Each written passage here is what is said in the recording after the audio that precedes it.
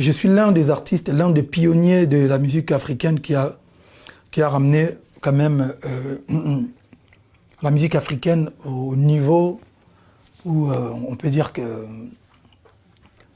on a essayé de démystifier les complexes. Tu vois, à l'époque, on nous traitait des blédards, mais moi, je viens, ouais, je suis des bandales, en fait. Mais j'ai trop de crédibilité. J'ai fait des feats avec des R. Kelly, des artistes américains. J'ai rempli des stades.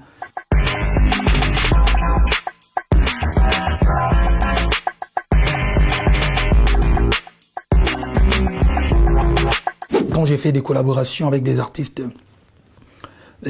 français, il y a NASA, on a collaboré 3 fois, il y a Nino, on a collaboré 2 fois, il y a Shaizi, ma sœur congolaise, Dadju, on a collaboré 3 fois, il y a Matt Pokora, Aya Nakamura, on a collaboré 1 fois, il y a MHD, il y a 2 fois, on a collaboré 2 fois, il y a Niska, Booba, on a fait un hit. Il y a Damso, ouais, le plus récent là. Le succès c'est très très bien, mais il faut le maintenir. Enfin, la stabilité c'est le plus important, je pense aussi.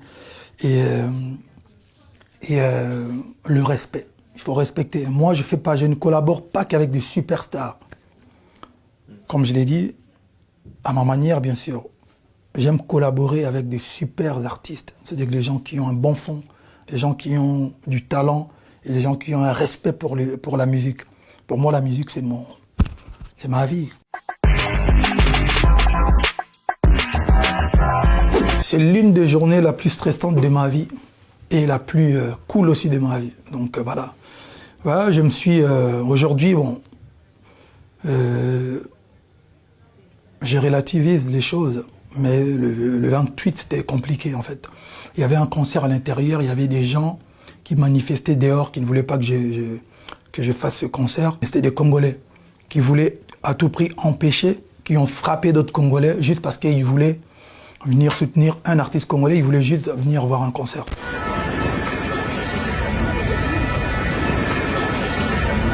Aujourd'hui, bon, pour moi c'est une histoire ancienne, c'est l'un des meilleurs souvenirs de ma carrière aussi. Pas parce que j'ai réussi à faire le concert, non, c'est parce que aussi le public, les gens ont manifesté leur amour, leur détermination à ma modeste personne. Surtout qu'on n'est que chanteur, on ne voulait pas tuer les gens, on ne voulait pas faire de la politique ou faire de mauvaises choses, on voulait juste faire un concert. Ça a duré 2 heures, 3 heures, et la vie continue. C'était en 2013 en tout cas, en 2013, il se passait des choses horribles au Congo, à l'est du Congo, donc à Goma. Il y avait des violences, il y avait des femmes qui se faisaient violer, des enfants qui se faisaient tuer. Donc ça m'a révolté, parce que bien avant, j'ai aidé toujours, je rendais visite dans les orphelinats, je faisais des dons, je faisais des trucs, mais c'était pas d'une manière officielle. Donc j'ai décidé, quand je suis rentré au Congo, j'ai décidé de créer une fondation avec mes amis. Nous sommes allés visiter l'hôpital Panzi de notre prix Nobel de la paix, Dr Denis Mukwege. Dr Mukwege, c'est, en quelque sorte, c'est la personne qui répare toutes les femmes qui ont subi des viols. C'est énorme. C'est pour ça que j'ai toujours je dis toujours, pour moi, ça doit être le Congolais le plus respecté. Donc voilà, on a écouté les histoires, des témoignages. Et quand j'ai fait mon concert des Bercy, j'ai décidé de reverser quelque chose pour encourager l'hôpital. Et on a aussi mis de l'eau potable à Kisenso. Kisenso, c'est une commune enclavée de plus de 20 000 personnes qui n'avaient pas, et qui n'ont d'ailleurs toujours pas accès à l'eau potable, parce que voilà, il y a trop de monde, 20 000 personnes. Donc nous, avec la fondation, on a essayé de mettre un puits d'eau et puis un peu d'électricité. Et puis voilà, aujourd'hui on est à notre peut-être 20e action, des grandes actions de la fondation. Quand je pars à l'internat, et c'est là où j'ai décidé de prendre les micros pour la première fois. J'étais trop turbulent. En fait, quand j'étais à la maison, j'étais très intelligent à l'école. Et quand la musique a commencé à prendre place dans ma tête, je commençais à devenir vraiment...